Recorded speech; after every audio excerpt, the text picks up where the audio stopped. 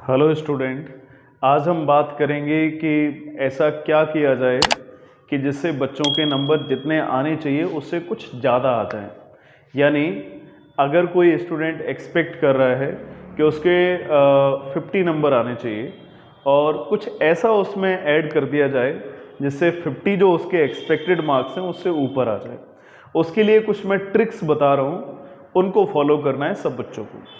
ये मैं बात कर रहा हूँ इम्प्रूवमेंट, कंपार्टमेंट, प्राइवेट और पत्राचार वाले बच्चों के लिए। सबसे पहले हम बात करेंगे फिजिक्स की। तो फिजिक्स में जैसा सब बच्चे जानते हैं डेरिवेशन आते हैं।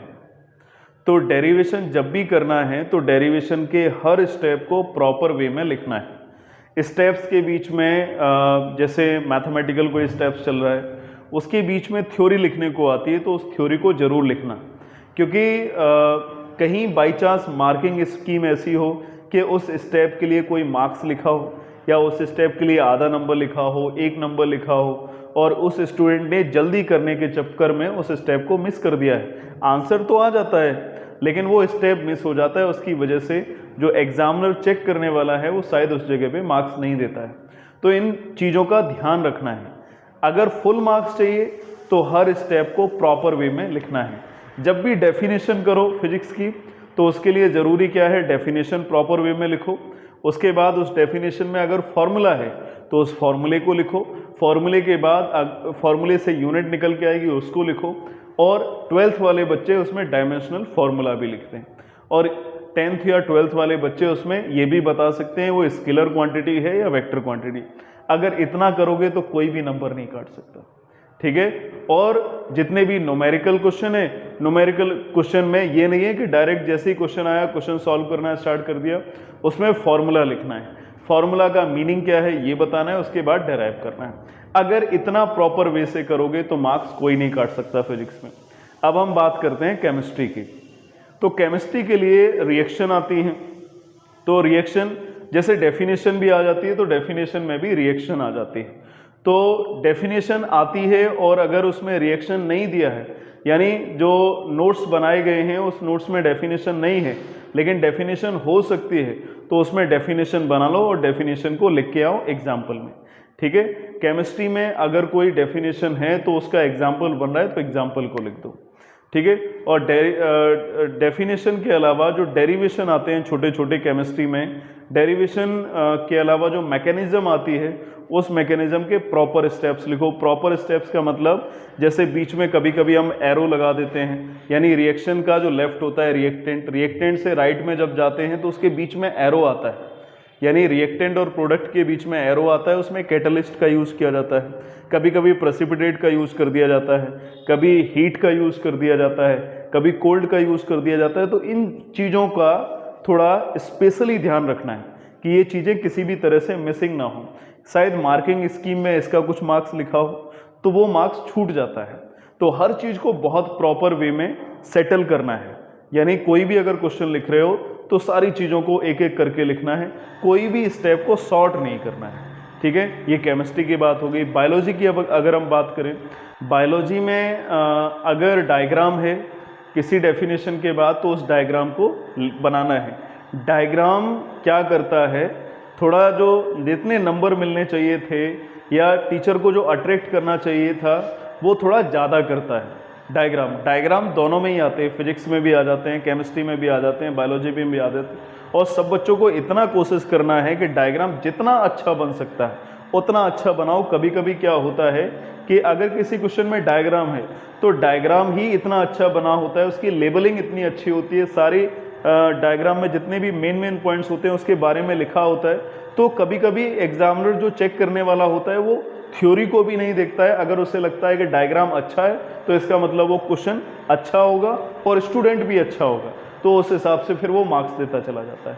तो डायग्राम जितना हो सकता है उतना अच्छा बनाना है, ये इंपॉर्टेंट पॉइंट, ये बायोलॉजी के लिए भी है। तो फिजिक्स, केमिस्ट्री और बायोलॉजी में ये काम करना है। अगर ऐसा करोगे तो मार्क्स ज़्यादा मिलने के चांसेस रहते हैं। और सबसे इम्पोर्टेंट चीज़, किसी भी क्वेश्चन को छोड़ना नहीं, ठीक है। अगर मार्क्स ज़्यादा अच्छे चाहते हो तो किसी भी क्वेश्चन को छोड़ो मत। अगर क्वेश्चन कम भी आ रहा है तो उसके बारे में थोड़ा बहुत लिखो ज़रूर। अगर थोड़ा बहुत लिखोगे तो मार्क्स मिलने के चांसेस ज़रूर रहेंगे।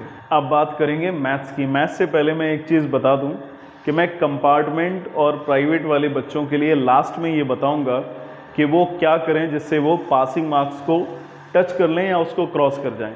तो ठीक है, तो वीडियो को लास्ट तक देखना है। अब बात करते हैं मैथ्स की।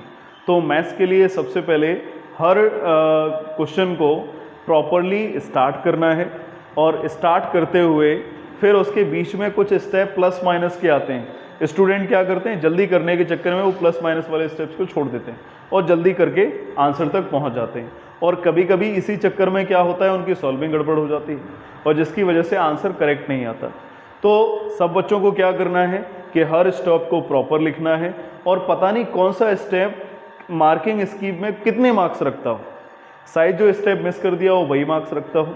ठीक है, तो किसी भी स्टेप को छोड़ना नहीं है। दूसरी बात ये है कि कभी ऐसा होता है कि कोई क्वेश्चन आधा ही आ रहा है, उसके बाद वाले स्टेप आ रहे हैं, तो उस क्वेश्चन को छोड़ना नहीं, उस क्वेश्चन को जितना आ रहा है उतना करो, उसके कुछ ना कुछ तो मार्क्स जरूर मिलेंगे।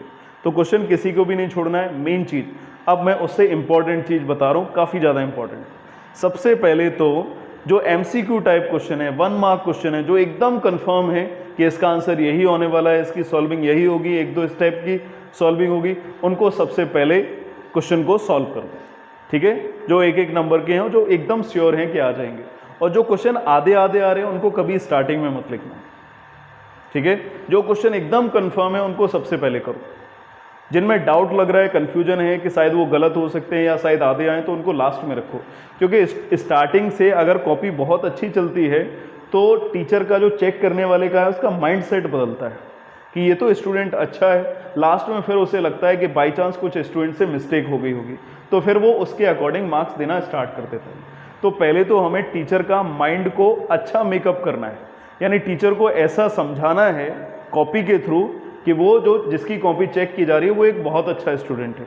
तो इस तरह से कॉपी को लिखते हुए जाना है और लास्ट में अगर कोई क्वेश्चन हाफ आ रहा है या उसमें मिस्टेक होने के चांसेस लग रहे हैं तो उसको लास्ट में कर दो। ये सबको चीज़ करना है। अब हम बात करते हैं कि पासिंग मार्क्स तक कैसे पहुँचे। देखो, अगर कोई भी बच्चा, किसी का पासिंग क्वालिफाइंग क्राइटेरिया 26 मार्क्स का है, तो 26 में उसे कम से कम 32, 33, 35 यानी इतना तक तो पहुंचना है। या अगर मैं एक फिक्स नंबर बताऊं तो 35 तक तो पहुंचना ही है। अगर 35 का करके आओगे तो फिर कोई फेल नहीं कर सकता। अगर कोई स्टूडेंट सोच रहा हो कि अगर हम 20 का करके आएँ और हमें 27 मिल जाए या 26 मिल जाए, तो ऐसा नहीं होने वाला। ग्रेस मार्क्स भी मिलेगा, तो ग्रेस मार्क्स भी तभी मिलता है, मैं बहुत इंपॉर्टेंट बात बोल रहा हूँ, ग्रेस मार्क्स भी तभी मिलता है जब सारे क्वेश्चन अटेम्प्ट होते हैं। ऐसा नहीं है कि 16 क्वेश्चन है और उसमें से 7-6 क्वेश्चन करके आ गए हो और बोल रहे हो कि ग्रेस मार्क्स से पास हो जाएंगे। ग्रेस मार्क्स ऐसे बच्चों को नहीं मिलता है। ग्रेस मार्क्स उन्हीं बच्चों को मिलता है जो सारे क्वेश्चन अटेम्प्ट करते हैं, और अटेम्प्ट करने के बाद उनके मार्क्स अगर 23 आ रहे हैं, 22 आ रहे हैं, तो उनको 3 से 4 मार्क्स मिल जाते हैं पासिंग करने के लिए। ठीक है, और इससे एक और इम्पॉर्टेंट चीज़, कॉपी बहुत ईजी चेक हो रही है। कॉपी बहुत ईजी चेक हो रही है, उसका रीज़न जानते ही हो कि कुछ बच्चों को प्रमोट कर दिया गया था और प्राइवेट और कंपार्टमेंट वाले, जो सेकंड कंपार्टमेंट वाले बच्चे हैं, उनको प्रमोट नहीं किया गया था। ठीक है, और भी कई चीज़ें हैं, कोरोना का टाइम चल रहा है, बच्चे काफ़ी परेशानी में एग्ज़ाम देने के लिए जा रहे हैं। इन सारी चीज़ों को देखते हुए पेपर भी बहुत ईजी आ रहा है और कॉपी भी बहुत ईजी वे में चेक की जाएगी। तो सब बच्चे बहुत अच्छी तरह से तैयारी करते रहें। जो मैंने स्टेप्स बताए उनको ज़रूर फॉलो करें। आगे आने वाले पेपर के लिए मेरी बहुत सारी विशेष। Okay, thank you.